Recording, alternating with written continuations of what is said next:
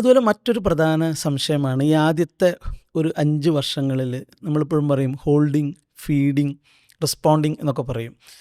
അപ്പോൾ ഈ മാതാപിതാക്കൾക്കുള്ളൊരു വലിയൊരു ആശങ്കയാണ്, കൊച്ച് കരഞ്ഞാൽ ഞാൻ ഉടനെ പോയി എടുക്കണോ? ഈ കരഞ്ഞ് വല്ല അസുഖം വരുത്തുമോ? കുഞ്ഞിന് ഭക്ഷണം കൊടുക്കുന്ന സമയത്ത് കുഞ്ഞ് ഭക്ഷണം കഴിക്കാതിരിക്കുകയാണെങ്കിൽ ഞാൻ നിർബന്ധമായിട്ടും ഇത് കുത്തിക്കയറ്റി കൊടുക്കേണ്ട ആവശ്യമുണ്ടോ?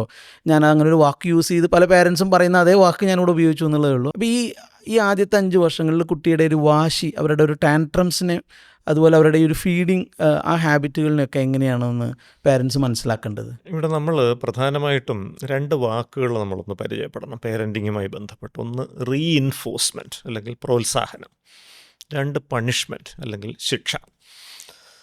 കുട്ടിയുടെ ഭാഗത്തു നിന്നുണ്ടാകുന്നൊരു നല്ല പെരുമാറ്റം, അതിൻ്റെ തോത് വർദ്ധിപ്പിക്കാൻ വേണ്ടി നമ്മൾ നടത്തുന്ന ഇടപെടലിനെയാണ് നമ്മൾ റീഇൻഫോഴ്സ്മെൻറ്റ് അല്ലെങ്കിൽ പ്രോത്സാഹനം എന്ന് പറയുന്നത്. കുട്ടിയുടെ ഭാഗത്തുനിന്ന് വരുന്ന ആശാസ്യമല്ലാത്ത, നല്ലതല്ലാത്ത, ആരോഗ്യകരമല്ലാത്തൊരു പെരുമാറ്റത്തിൻ്റെ തോത് കുറയ്ക്കാൻ വേണ്ടി നമ്മൾ നടത്തുന്ന ഇടപെടലിനെയാണ് പണിഷ്മെൻറ്റ് അല്ലെങ്കിൽ ശിക്ഷ എന്ന് പറയും.